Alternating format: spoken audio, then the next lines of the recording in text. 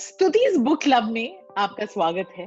स्तुति तो यहाँ पे है और बुक क्लब के मेंबर कौन है? अब देखिए, रेडियो में अगर आप हमें सुन रहे हैं तो आवाज सुनाई देगी ऑफ कोर्स, बट अगर आप देख रहे हैं तो स्क्रीन पे एकदम शानदार अंदाज में बैठे हुए हमारे आज के स्पेशल गेस्ट हैं। इनकी लिखी हुई ये किताब the legend of Birsa Munda अभी मैंने अपने हाथ में पकड़ी हुई है। This Tuhin is your 12th book? Yeah, I think 11th or 12th if I remember a couple of बताइए। बीच में एक आध कमीशन किताबें थी, एक डिजिटल किताब थी, तो अगर मैं सब ले लूं तो मेरे ख्याल से ये 12वीं किताब है। देखिए, मतलब ये इतनी किताबें लिख रहे हैं कि खुद ही गिनती भूल रहे हैं उसकी। With me is Tuhin Sinha, who wears many hats. So he of course is an author, he is a screenwriter, columnist, और आपने टीवी पे इन्हें प्राइम टाइम डिबेट्स में पॉलिटिकल पार्टी के स्पोक्स पर्सन के तौर पे भी देखा होगा। तो पहले तो स्वागत है आपका स्तुति's बुक क्लब में। थैंक यू स्तुति, थैंक यू। आपके साथ पिछली बार भी बात करके बहुत आनंद आया था, और क्योंकि आप बहुत कम ऐसे एंकर्स होते हैं जो पूरी किताब पढ़ के आते हैं, और तब जो है बात करने का मजा कुछ और बढ़ जाता है। एब्सोल्युटली। तो किताब जैसी खत्म हुई मैंने कहा अब तो ये करना पड़ेगा, और पहले मैं For a book, my book must be somewhere around, but I think I've just kept it somewhere. So anyway. कोई बात नहीं। अगर अभी आपके पास किताब नहीं है, क्योंकि आपके पास अभी ये गमछा है जो एकदम परफेक्ट है इस कम्युनिकेशन के लिए, क्योंकि अगर हम बिरसा मुंडा की बात करें तो फिर ये तो मतलब जरूरी था। जैसा देश वैसा भेष। जब मैं बिरसा मुंडा के बारे में लिख रहा हूँ तो जब मैंने लिखा है तो मेरे ख्याल से बिरसा मुंडा के जो गांव वाले हैं आज भी, जिस गांव में मुझे भी जाना है अगले 1 महीने में मैं जाने वाला हूँ, तो वैसा दिखना भी चाहिए, मुझे लगता है। अच्छा, coming to the book, and I have to start with a confession कि ये किताब मुझे मिली, मैं बहुत खुश थी, नाम कहीं सुना था, but I had not heard much about him. I had not read anything about him, and after finishing this I have this deep sense of guilt that क्यों नहीं पता था। तो पहले तो मैं आपसे I would actually say thank you for writing this book because it's so important. It leaves you with this sense that so much has gone into getting us here as a nation, और कितने सारे ऐसे लोगों के बारे में हम जानते नहीं हैं, जिनमें से एक ये है। This of course is a dramatized biography, हम इसे बोल सकते हैं बिरसा मुंडा जी की लाइफ पे, बट क्या वजह थी आपके पास इसे लिखने? It's a very important book, but what made you write? मैं जमशेदपुर में बड़ा हुआ हूँ, जो मात्र 80-100 किलोमीटर दूर था बिरसा मुंडा की कर्म भूमि से। तो जहाँ उनका आंदोलन आरंभ हुआ था, उससे मेरे ख्याल से हार्डली 80-100 किलोमीटर की दूरी पर मैंने अपनी शुरुआती दिन बिताए हैं। तो एक जिज्ञासा तो हमेशा से थी, बिकॉज शहर के अंदर कोई बिरसा चौक होता था तो कोई बिरसा नगर होता था, लेकिन उस वक्त जो है, और चूंकि हिस्ट्री हमेशा राजा के पॉइंट ऑफ व्यू से लिखी जाती है, शासकों के पॉइंट ऑफ व्यू से लिखी जाती है, उस वक्त during my growing up years in the 80s and 90s I wouldn't come across any authenticated reading material on Birsa Munda. There was a dearth of first hand information. 2014 के बाद ये चीजें बदली। जितनी बार हमारे प्रधानमंत्री मोदी जी ने बिरसा मुंडा का उल्लेख किया है, जितनी बार उनकी लेगेसी को इन्वोक करने की कोशिश की है, और अब उनकी जन्मदिन पर जनजातीय दिवस भी मनाया जाता है, तो मेरे ख्याल से एक जागरूकता धीरे धीरे मेरे अंदर ही नहीं, युवा पीढ़ी में आना शुरू हो गई थी कि ये सबाल्टर्न हीरोज कौन है जिनकी व्याख्या हमारी इतिहास की किताबों में नहीं होती। और मुझे लगा अब 10 किताबें लिखने के बाद मेरे लिए भी एक इनवर्ड जर्नी थी। जिस तरह शाहरुख खान ने 2 साल काम नहीं किया था उनकी लास्ट मूवी जो आई थी 2018 के बाद, तो वैसे मैंने भी एक लंबा समय लिया। आपसे लास्ट मुलाकात मेरी फरवरी 2018 में हुई थी, तो उसके बाद मैंने एक लंबा समय लिया था। मेरी भी एक करियर का ये पड़ाव था when I wanted to relaunch myself with subjects which were really close to my heart, and these are also co-authored books because मुझे लगा कि अब जितना समय एक बुक को नर्चर करने में लगता है, मैं उतना समय स्वयं नहीं दे पा रहा। तो these are co-authored books, and but obviously the vision, the structuring, the plan has been mine. And these also complement the newer narratives which the nation should be cognizant of. In fact, जब आपने कही कि आप ignorant थी इस historical character के बारे में, मैं आपको एक इंसिडेंट बताता हूँ. जब आज से 6 महीने पहले इस पुस्तक की का कवर मैंने पहली बार अपने मुंबई के एक मित्र के साथ शेयर किया था, तो उनका पहला प्रश्न था, Is he a mythological character or a historical character? तो मेरे ख्याल से ये इन्फॉर्मेशन जो है इस किताब को पढ़ने के बाद मुझे लगता है कि लोगों में ज्यादा अवेयरनेस आएगी. और अभी भी यही प्रयास है कि जगह जगह अनेक भाषाओं में ये किताब निकले और लोग इसको पढ़ें. No, absolutely, and it's so important. So, co-author किया है ये आपने अंकिता वर्मा के साथ. And the other good thing that I feel you've done is हम कहते हैं कि हमें अपनी हिस्ट्री पता होनी चाहिए, बट हम सब उससे बोर भी हो जाते हैं. तो इन दैट सेंस ये जो एक ड्रामेटाइज तरीके से जो आपने ये कहानी बोली है, तो as a story also you feel like reading it. Dramatize करने का एक कारण ये था कि मैं like you said I wear many different hats. तो मैं अपने आप को historian नहीं मानता. तो to be fair to a subject of this nature, मुझे लगा कि वैसे भी जो primary sources of information है subaltern heroes के बारे में बहुत कम उपलब्ध होती है. तो मुझे लगा कि कहीं अगर थोड़ी सी लिबर्टी secondary characters को लेकर ली जा सकती है, क्योंकि अब जो एंटेगोनिस्ट थे उसके बारे में तो वैसे भी किसी ने नहीं पढ़ा था. फादर हॉफमैन के खिलाफ उनकी लड़ाई थी 1899 में, जो कि प्रेडेटरी प्रोस्लेटाइजर या वो थे. तो उनके बारे में उनके कैरेक्टर को थोड़ा सा मतलब और लेयर्ड बनाकर, जिससे कि the book becomes more palatable for the younger generation. That was the effort. और मैं जब किसी किरदार के बारे में लिखता हूँ तो उसके अंदर घुस जाता हूँ. तो मेरी पत्नी का मानना है कि when I was writing The Edge of Desire, which was about a woman who was raped and then how destiny changed her life in unexpected ways, तब मैं उस औरत की भांति सोचने लगा.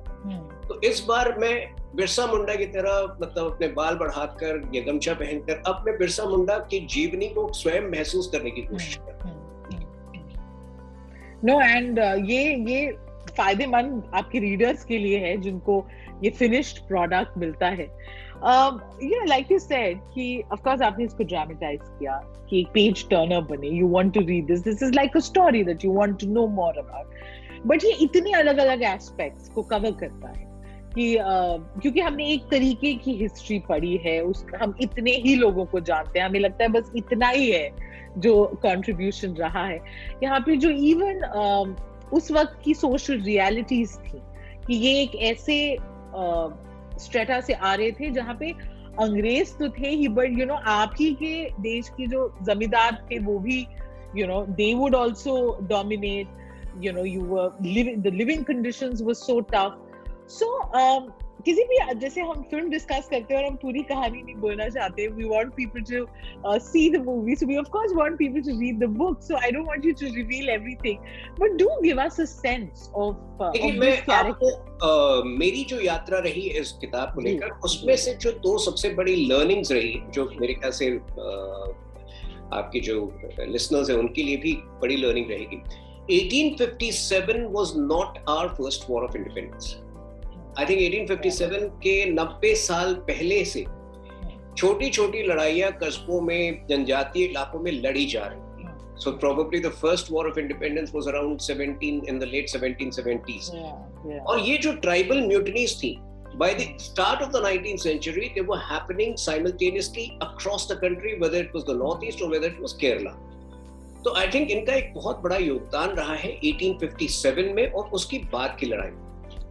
That's one thing. The other thing was that देखिए जो नेचर ऑफ ऑपरेशन हुआ करता था जनजातीय इलाकों में या जो ग्रामीण इलाकों में, वो बहुत डिफरेंट होता था शहरी इलाकों में जो ऑपरेशन होता था उसकी तुलना. तो I think the Britishers used to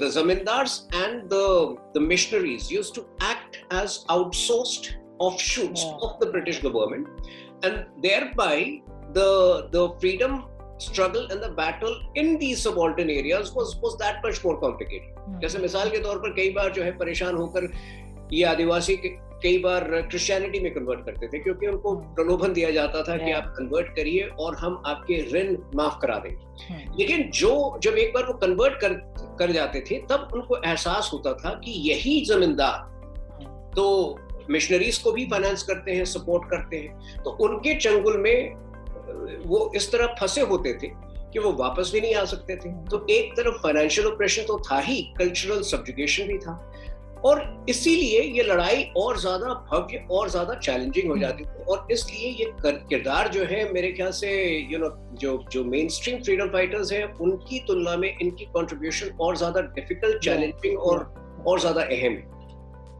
Absolutely, that's very aptly put. Tuhin, you clearly are somebody who likes telling stories, right? ये आपकी 12th book है, आप लेखक हैं, आपको कहानियां लिखना, लोगों तक पहुंचाना पसंद है। And what you've done here, like you rightly said, is कि आपने वो burden कि मैं एक historian हूँ वो अपने ऊपर नहीं लिया। You wanted people to know about this figure and you've written this story.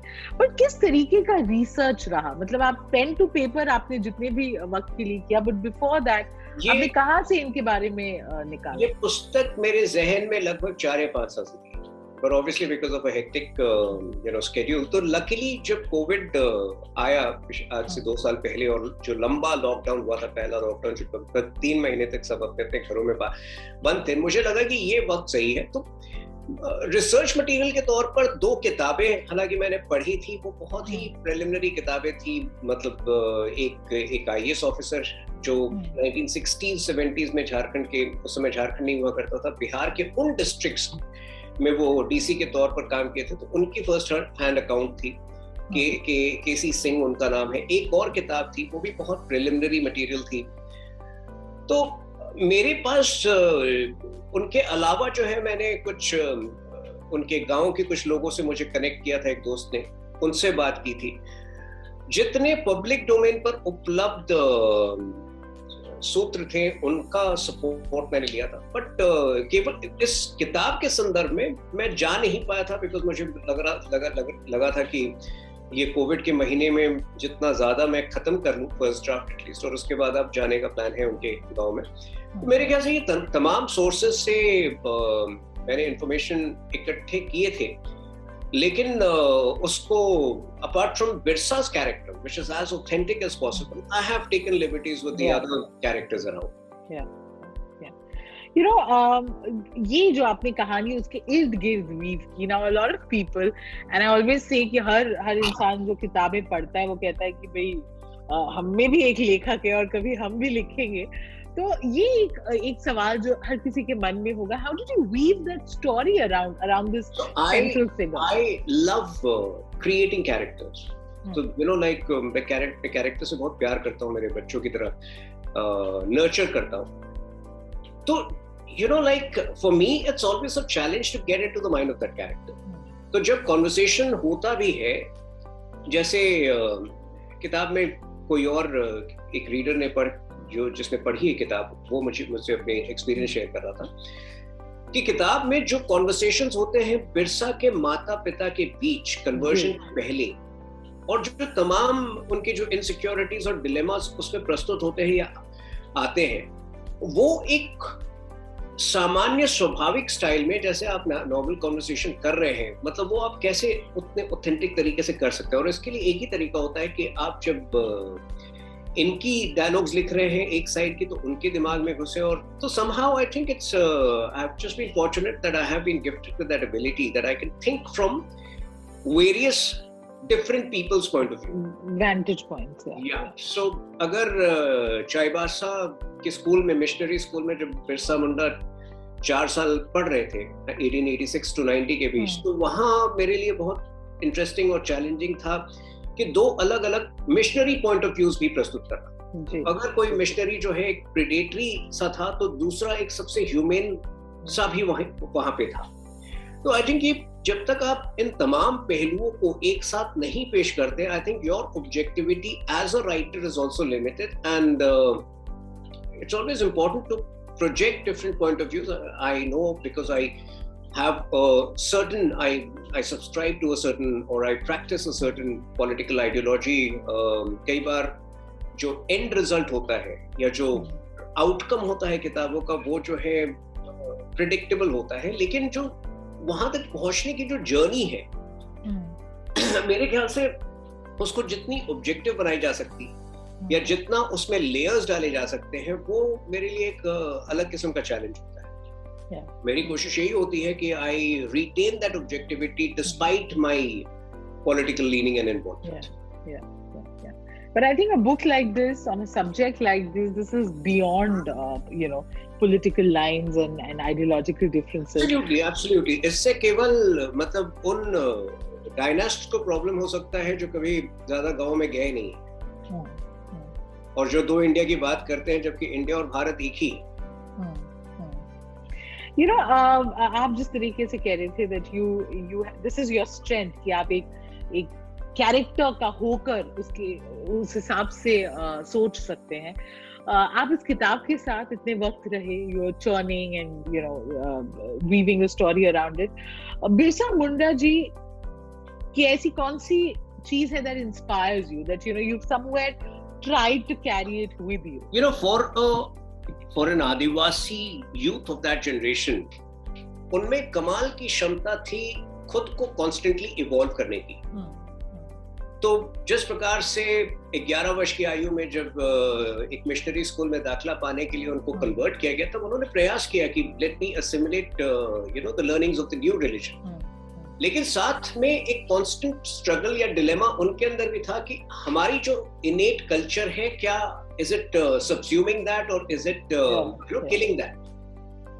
और अंततः जब उनको लगा 4 साल के बाद कि like the entire thing was a trap, then he was bold enough to take an unselfish decision which a boy, तो आप समझ सकते हैं कि जब 14 साल की आयु में, 13-14 साल की आयु में, when he was the like he was the hope of the entire village कि उस स्कूल से पढ़कर आएगा, then when he walks back into the village as a loser कि मैंने तो त्याग दिया केवल इसलिए, तो उस समय जो है तमाम सवाल इवन उनके गांव वालों, जो वहां के गांव वालों वाले जो है, उनको एक तिरस्कार की नजर से देखे। और उसके बाद 4 साल वो अज्ञातवास पे रहे, जहां जगह जगह भटक कर संभवतः एक वैष्णवाइट गुरु की संगत में वो आए, आनंद पांडे, जिनसे एक नई दिशा मिली उनके जीवन में, नई टीचिंग्स की शुरुआत हुई। और उसके बाद 1894 में जब वो वापस अपने गांव आए, तो he came to be known as a social reformer and as a preacher, and finally when he was arrested for no fault of his, merely because of his popularity and the suspicion, तो last के 2-3 सालों में he led a violent political revolution. तो आप देख सकते हैं कि केवल 25 साल की उम्र में कितने अलग अलग पहलू उनके जीवन में थे। तो I think the principled flexibility which he showed in evolving throughout his life and in accepting new situations and challenges, that is something extraordinary for a semi-educated tribal youth of that era. And also, this book has been divided in 3 parts. और आपने मेरी पिछली किताब, so I think structuring is my forte. I like to structure it in a very palatable way for the readers. So it becomes more lucid and more people read it and understand it. So super. Now कहीं पे ये किताब लिखने के बाद and I can say, क्योंकि मैंने जब पढ़ा, ये आज भी बड़े सारे इसमें पॉइंट्स है that feels still so relevant. It feels like now, लोग कहते हैं कि आप हिस्ट्री से सीखें और देखें कि कहाँ जा रहे हैं. What will you tell my viewers and listeners? No, I'm glad you do that. I'm glad you say that, Stuti, because आज के संदर्भ में बिरसा मुंडा का रेलेवेंस दूसरा है, जो आज से 120 साल पहले था, उससे कहीं अलग है. देखिए, बिरसा मुंडा हर व्यक्ति के हर इंसान के अंदर हो सकता है. Birsa Munda is essentially that underdog who decides that, there is a certain inflection point beyond which I won't take the oppression and the atrocity. And from here, irrespective of the enormity of the challenge, I'm going to give it back. Yeah. And, possibly try and win the seemingly insurmountable challenge. So I think आज भले वो corporate world में कोई व्यक्ति प्रताड़ित हो रहा है, पॉलिटिकल वर्ल्ड में, सोशल गांव के इलाकों में, आई थिंक बिरसा मुंडा हर एक व्यक्ति के अंदर होता है, बस उसको उजागर करने की आवश्यकता होती है. दूसरी बात, मैं ये कह सकता हूँ कि बिरसा मुंडा उस वक्त जो है आजादी के लिए लड़ रहे थे, जैसे कि तमाम और फ्रीडम फाइटर्स लड़ रहे थे। आज का Birsa Munda would be somebody who ushers in a digital revolution in his tribal hamlet. Yeah. So I think that is what makes Birsa Munda a very timeless character. Yeah, absolutely, and makes this a great read. And something that is extremely enriching, not just to understand this this personality better, जिन्होंने इतना कुछ किया हमारे लिए, and कहीं पे जैसे मैंने बोला एक sense of guilt होता है कि यार पढ़ा ही नहीं, जानते ही नहीं थे इनके बारे में. And so thank you for getting us closer to this character, and of course the story that you've weaved in, like you've perfectly put it. Thank you for reading it. Thank you for spreading the word. Because honestly, I'm very surprised with the kind of support. I'm pleasantly surprised. I'm very happy with the kind of support it has got everywhere, including Bollywood. As you may have noticed, Raveena Tandon, Anupam Kher have tweeted about it because they are equally fascinated by this character. उनको खुद ऐसा लग रहा है कि आज तक कोई किताब, मोटी किताब इसके बारे में क्यों नहीं लिखी गई, और आज तक ये कैरेक्टर जो है मेन स्ट्रीम में क्यों नहीं आ पाया. तो क्या एक और इसकी रीटेलिंग हो सकती है? Are you hinting at that? नहीं, रीटेलिंग तो नहीं, लेकिन अब चूंकि बड़े पर्दे पे हम देखेंगे. अब चूंकि सबाल्टर्न हिस्ट्री के जोन में मैंने काफी अध्ययन किया है, आने वाली एक आध किताबें जो है और उस जोन में आपको दिखेंगी, क्योंकि वो हमारे इतिहास का एक महत्वपूर्ण पहलू है, और it's better late than never to be enlightened about it. Absolutely. So इसी के साथ तुहिन सिन्हा ने मुझे बता दिया कि अभी और भी आना है आपने स्तुति बुक क्लब में. अभी आना जाना लगा रहेगा आपके क्लब में. तो मैं कभी भी आने को तैयार हूं. Super. So thank you so much. Thank you for writing the book. Thank you for taking out the time. Pleasure, my pleasure, and always lovely to talk to you and have this lovely conversation around the book. बहुत शुक्रिया, and we're looking forward to your other books. And तब तक मैं सबको बता दूं कि please online order करें या अपने नजदीकी बुक स्टोर में जाके खरीदें. The Legend of Birsa Munda is something that you must read. Thank you so much. Thank you.